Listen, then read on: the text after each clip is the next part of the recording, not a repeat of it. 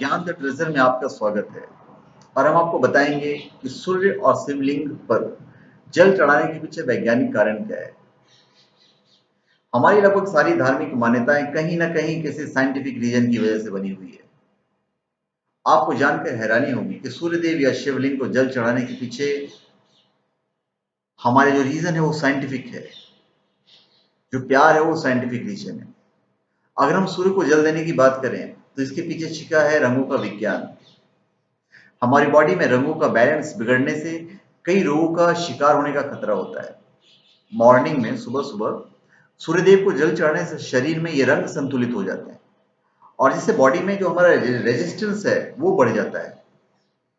इसके अलावा सूर्य नमस्कार की योग मुद्रा से कॉन्सेंट्रेशन भी बढ़ता है और रीढ़ की हड्डी में आई प्रॉब्लम सहित कई बीमारी ऑटोमेटिकली दूर हो जाती है, अपने आप दूर हो जाती है।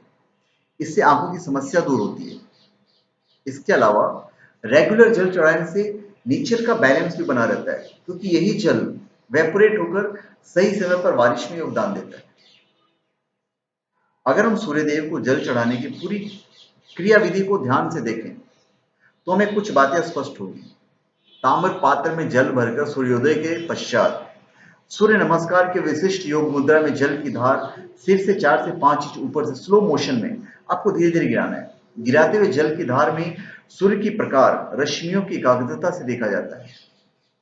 इसका लाभ यह है कि आंखों और शरीर को एंटीबैक्टीरियल डोज मिलने के साथ साथ तरावट भी मिलती है और लंबी अवधि तक उनमें समस्या उत्पन्न नहीं होती है।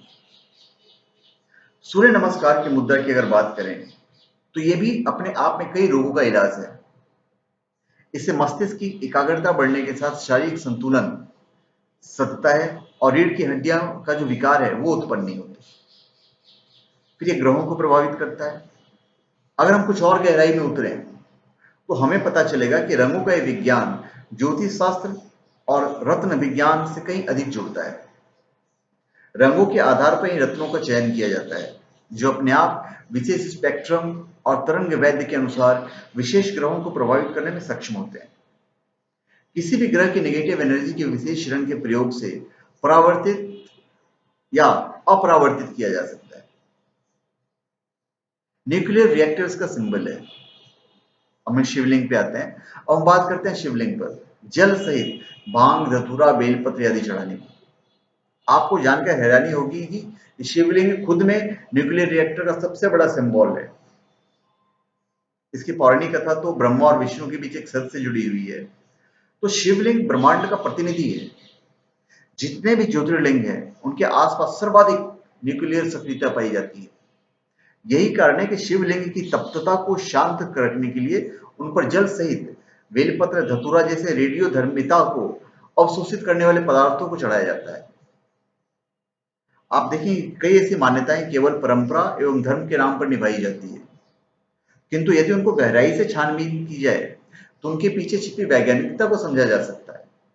ये हमारा सनातन धर्म है और हमारी हर चीज वैज्ञानिकता से जुड़ी हुई है। बस यूं ही हम नहीं कुछ करने लग जाते हैं। अगर हम पीपल को पूजा करते हैं तो उसके रीजन है, अगर हम गाय को खाना खिलाते हैं तो उसके रीजन है, अगर हम नदी में स्नान करते हैं, सूर्य की उपासना करते हैं तो हर चीज का रीजन है।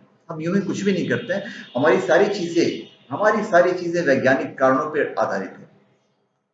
तो धन्यवाद। आप हमारे चैनल पे सब्सक्राइब करें और अपने कमेंट दीजिए और मैं चाहूंगा कि वीडियो आप शेयर कर दीजिएगा। धन्यवाद।